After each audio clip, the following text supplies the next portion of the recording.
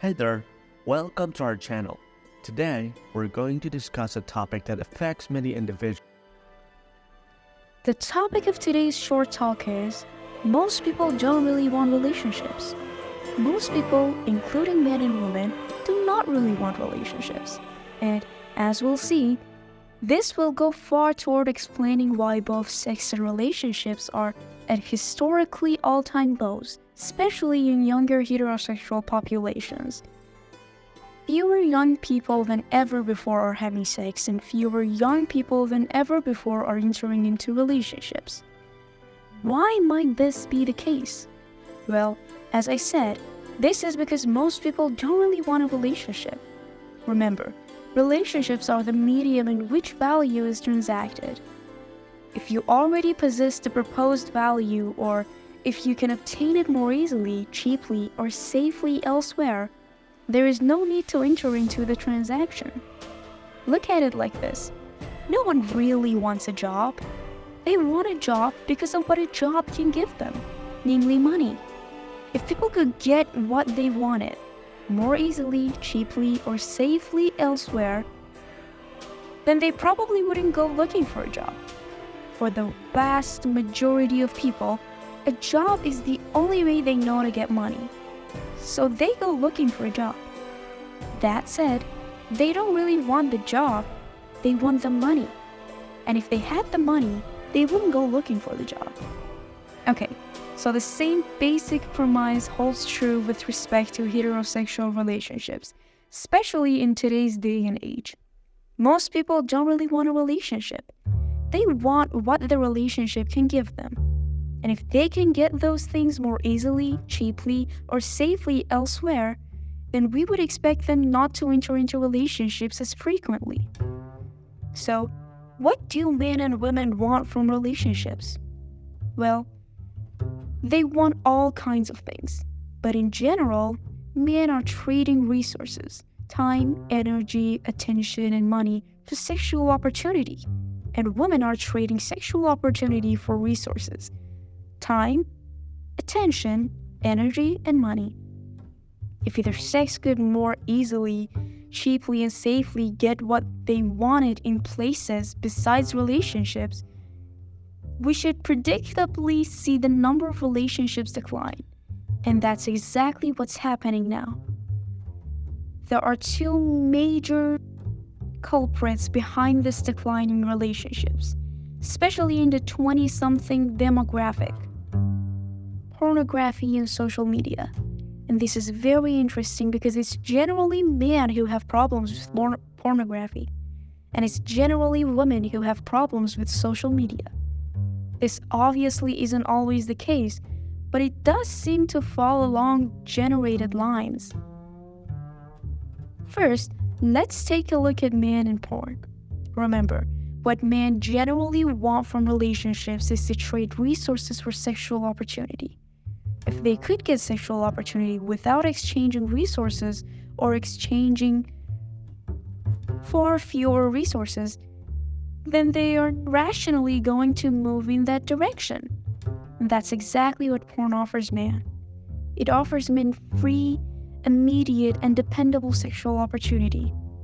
And this is only going to improve in the coming years with artificial intelligence and virtual reality. Rather than transact his one bundle of resources for sexual opportunity from one specific woman, he can now transact his own bundle of resources for sexual opportunity from an unlimited number of women on the internet. Men are not only able to buy sexual opportunities from porn far more cheaply than they would be able to do so from a woman, but given the abundance of rejection and frustration that generally comes from seeking out sexual opportunity from women, far more safely as well. So, if the sexual opportunity that women represent in both expensive and high risk, then it's little wonder that so many men are moving toward the cheap and low risk sexual opportunity the porn represents. Now, you could argue that porn isn't truly a sexual opportunity. It's just a simulation of sexual opportunity, and I would agree with you. Masturbating with porn is definitely not the same thing as having sex with a woman, but it's apparently enough like the same thing that is trapping a lot of men. Especially because from a certain perspective, it's less risky and less expensive. In any case, men are foregoing relationships, at least in part due to the fact that they can transact sexual opportunity more easily, cheaply, and safely elsewhere. So, that's men. Now, before I get into women, if you're liking what you're hearing, please consider sending this episode to someone who might benefit from its messages, because it's word-of-mouth referrals like this that really cause the channel to grow. You can also hit the super thanks button, those 3 little dots in the lower right-hand corner, and tip me in proportion to the value you believe you've received from this episode. It's your donations that make all this happen, and I'm very appreciative. Now, what about women? Well, women tend to get from a man than for men. To extract sexual opportunity from a woman, not as many women have OnlyFans accounts as men have Pornhub accounts. That said, I would argue that the safer criterion is more important here than it is with men using sexual opportunity to obtain resources. For men, this is an inherently risky endeavor. For women, this is not only because they tend to be smaller and physically weaker, but because there is a profound vulnerability in the feminine opening herself up to be penetrated by the masculine.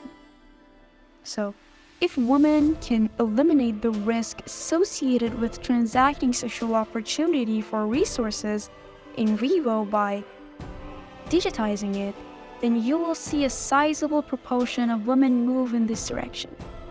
Now again, you could argue that social media doesn't provide true resources. The money might be real, but the attention is just anonymous, likes, and the energy is meditated surrogate. And I would agree with you. The validation and connection that come from social media are definitely not the same things as the validation and connection that come from an actual relationship. But apparently, it's enough like the same thing that it's trapping a lot of women.